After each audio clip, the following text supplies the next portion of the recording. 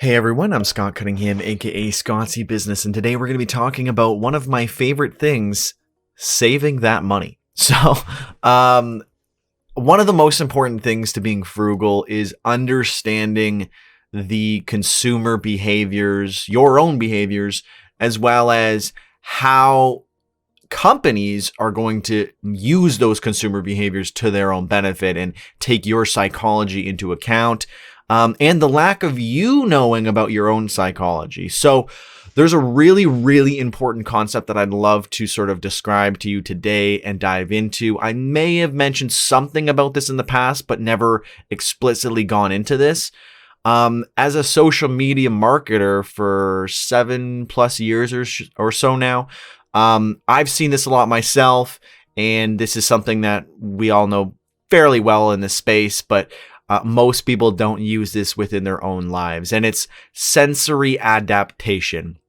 Now, that sounds a little whimsical, so I'll explain it with an example, or a few examples rather, and then actually define what it is. But just before that, make sure to give this a like, subscribe, share, all that good stuff, because I'm always trying to do my best to provide you guys with the best information to help you succeed financially and otherwise. And it is my birthday in about 6 hours. I don't know if this will be up when it is my birthday, but you'll probably be watching this when it is my birthday. And that would be an awesome birthday present to me. And if you also check out my blockchain and crypto monetized social media platforms review, so that you don't have to rely on legacy platforms like most people do today. So with that being said, before we jump into sensory adaptation, which is, in my opinion, one of the biggest secrets to saving money, I'll quickly explain lifestyle foundation and lifestyle inflation because it relates to this. I've talked about it before, but this is also really important for you guys to know as well. So lifestyle foundation is what I do, and it's where I look around, I determine everything that I'm spending money on, and I figure out what is the most important to my life to make me happy and feel fulfilled. And then I cut out everything else. To an extreme. I take it to an extreme. Most people probably won't. You know, I cut my own hair. I water down beverages. I don't have a car. Lots and lots of, extreme things that I do. But when people eventually say that I got lucky to becoming rich, I will point them back to videos like these. And I'll probably still be doing those things then. So, if someone says, oh, look at this person, they're so rich, they got lucky, but you're not even willing to do simple things that they're doing, like cutting your own hair or, watering down a beverage so that you can make it last twice as long or save money or whatever, then you really got to think about that, right? It's not everyone else's fault. You got to take some responsibility and do things wherever you can. I know not having a car is pretty extreme for most people, but there's a lot of little things that anyone can do to save money. And it really comes back down to your mindset and the psychology behind consumerism. So lifestyle inflation is what most people do. And it's where anytime you get a little bit more money, or you even realize that you've been saving some money and you're like, hey, why am I saving this extra $100 a month? We could go out 2 more times a month. That would be way better. So people do that. Or they get a raise and then they decide they're going to slightly upgrade something in their life and pay for that.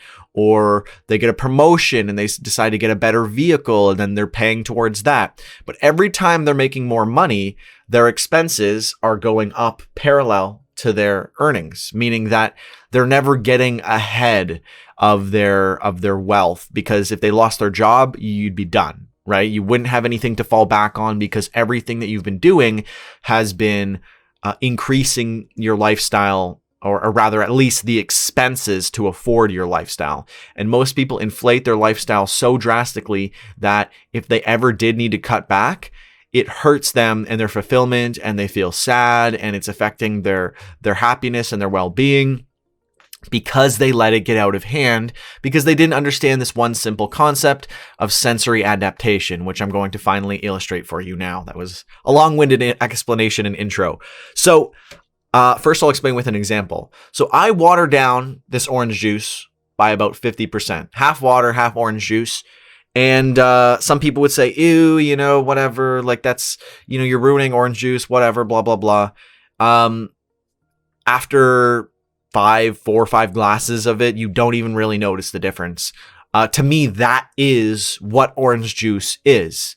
I don't have an expectation that it's going to be significantly sweeter or, whatever when I go to drink orange juice now. For the same that, whatever I happen to be more frugal about, like I don't have an expectation that my hair needs to look really well cut, like it was cut from a barber or, a hairstylist, like just the day before. I cut it myself. I really don't care anymore. And I've just gotten used to that because my senses visually, my taste senses, my smell senses, they all adapted. And it's as simple as anything that you're exposed to for long enough becomes something that you're like just not very conscious of. The only things that your conscious tends to notice is things that are changing frequently. The reason that we appreciate music is because each note and the intervals between the notes is changing so rapidly. If it was just one long note, you would phase that out and you wouldn't even notice it anymore. Just like people who live in a very noisy neighborhood eventually don't notice it anymore and they could sleep, whereas someone who lives in a very quiet neighborhood moves to that neighborhood and it's very challenging for them to sleep. And someone who might move from a noisy neighborhood to a quiet neighborhood might even have trouble sleeping because of the lack of white noise, and they might need like a white noise machine just to be able to fall asleep. The point is that your senses will adapt to different environments and it'll become the norm. And when you change them, again, it'll be, very different at first, but then it'll become the norm. It'll be the exact same as it was before. Now, how does this apply to consumerism? Well, like the example with the orange juice, right? You can downgrade your lifestyle in many different ways that may seem unideal at first glance, but once you get used to it, it's like it was never like a difference. Like it's like life has always been this way. I'm not longing for more orange juice. I would just pour more if that was the case. I even recently tried regular orange juice and it just tasted too sweet. And it was kind of like, okay, like this wouldn't improve my lifestyle to have less water in the orange juice, watering it down. And you get used to it after a while. Same with upgrading your lifestyle. While it may be very great to have this new thing for a little bit, you're going to get used to it. It's just going to be the normal thing. When you get the new phone, it's so sweet. It's the new phone. Your picture's like 1% better than before. Your battery lasts 2% longer. You're excited because it's new, but it doesn't really change very much. Same with like a new car. I mean, if you have a car you can get from A to B, it's not breaking down, you don't have any problems, that's good enough. Upgrading the car will be like fun for a little bit, but you're going to get used to it and then you're just going to phase it out. It's not going to be anything special. It's just going to be your car now. And then you're going to want a new car. You're going to upgrade the car, whatever it happens to be. You can apply this to almost anything in your life. So the point here is that you will get used to any change, whether it's good or bad, as long as it's not like radically different. Like I don't have a car because I'm very frugal, but I'm sure for some people switching from having a car to no car is too drastic and it's not something that they could get used to easily. Or rather, they don't think that they could because I got used to it and this is just normal life for me now. It's not really a concern at all that I don't have a car. So the point is that you can upgrade or downgrade and you're going to get used to it and it's not going to matter. And then you're going to keep wanting to upgrade if you're upgrading. And if you're downgrading, you're going to realize that it wasn't that big of a deal and you can downgrade more different things in your lifestyle to save more money. So the point here is that you can either keep doing the upgrades and have no money to invest or save, etc., or you can try the downgrades and realize, how insignificant it was to actually do so. It's kind of like minimalism. Once you start doing it, you realize it's not so bad, and then you just, it keeps compounding and you do more and more and more, and eventually, you've got just what you need and you're set up perfectly and everything has a value. There's nothing around me that I don't use every day. So like I put a lot of value into the things that I use around me and that are in my life because they're all part of the foundation that makes me feel fulfilled. I'm not trying to increase that because it would be wasteful, because I would just get used to that and then want to upgrade it more.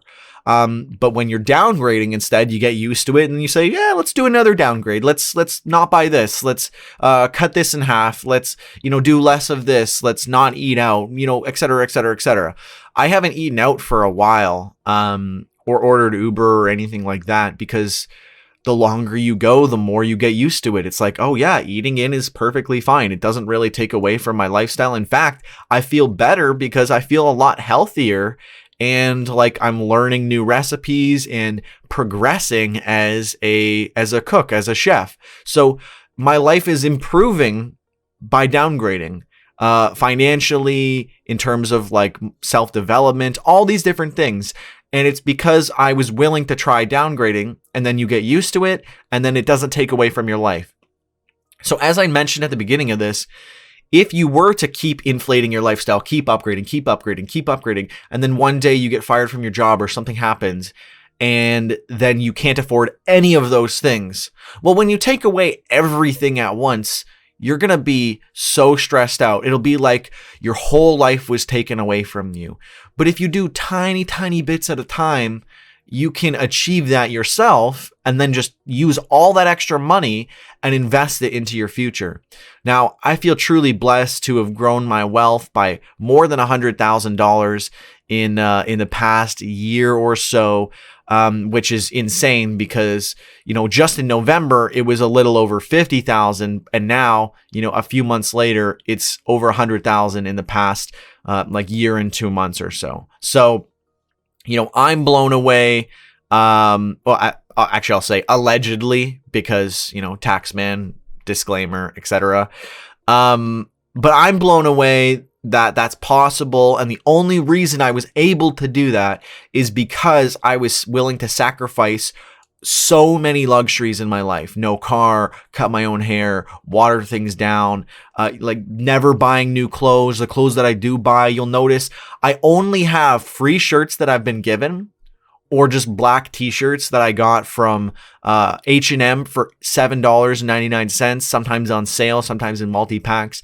And then I also got some Amazon shirts for only $2.50 a piece. So I just have black t-shirts now. That's as simple as it is. I don't buy new clothes. I realized that one of my winter coats was kind of ruined, but I had another one. So I said, whatever, throw it out and I'll just wear the other one. Like, you don't need to be buying all these different things.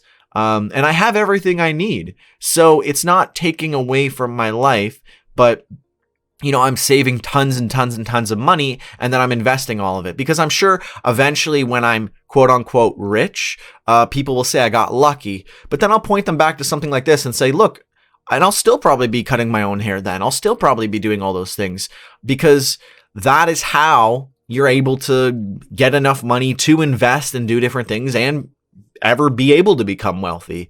It's because you sacrifice and you do things that most people are not willing to do, so that you can live a life that most people can't live. And it's as simple as that. If Bitcoin plays out the way that I believe it's going to, I might retire this year. And again, I am as blown away as by anyone watching this would be blown away that I might retire this year at 26.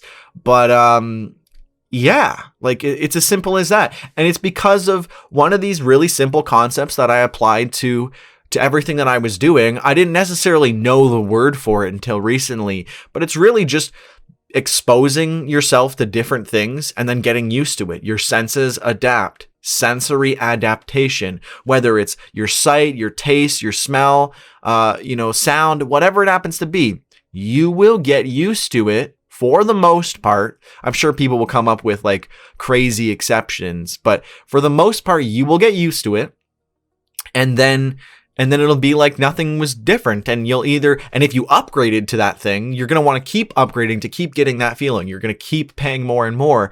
And if you downgraded, then it's fine. And you can just keep downgrading and save more and more and more and more and more money and improve your life along the way. So, I just really want people to take away that consumerism is a huge, driving force behind where your money goes and what happens with all of your money.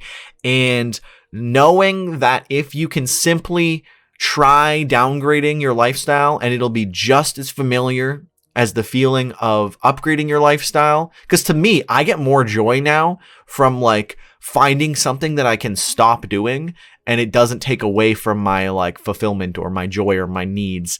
That gives me tons of joy because I know that that's going to buy me Bitcoin, which is going to exponentially go up in value, and I'm going to be winning because of it. And also, it's just applying that financial minimalism mindset and like the idea of thinking that like, look, if I hold fiat dollars, it is going to be worth less next year because of inflation. So I should spend that. But if I have Bitcoin or something, scarce that is likely going to go up in value, I shouldn't spend that, because if I spend it, then I'm going to miss out on the value that it would have otherwise appreciated. So I'm incentivized to not spend my money when I'm holding crypto. And when I'm holding regular Canadian or US dollars, fiat, I am incentivized to spend that as soon as possible. So you've really got to consider how that affects your spending, your life. Look at different things that you could be buying. Like, it doesn't downgrade my life to just have black t-shirts, right? If I don't have like expensive Hugo Boss, OVO, like my life won't be better with those things. Let me know what you're doing. How are you saving money? What ways are you being frugal that are maybe, not super normal or most people don't know about, and you think they might be a cool like life hack to share in the comments below? That would be great. I'm always looking to learn for different ways to save money, so I'd love to hear from you guys. And like, what do you think about this? What do you think about lifestyle inflation? What do you think about lifestyle foundation and sensory adaptation? How consumerism takes advantage of this, and how that's why people are always going out buying the new phone, buying all these new things, because it gives them that little boost and then it fades away very quickly, and you need to buy the next one and the next one and the next one, and then you have no money and you can't invest in your future. And if you lose your job, then you got to sell those phones anyways at a way lower value, and you're just losing all that time. If you looked at your money that you had in terms of the time you spent to earn it, and you were like, wow, I bought this phone and it's only been a year, but now I'm going to sell it, and 20, 30 hours of my time are just means nothing now. Like, that was just wasted just for this phone to then sell it. I think that's a big perspective shift and very, very impactful. So again, let me know what you guys are doing. Let me know what you think about all this. I think this is extremely important and one of the best secrets to saving money, and then using that money saved to invest and improve your future and your family's future. So let me know what you think in the comments below. And as always, until next time, thanks.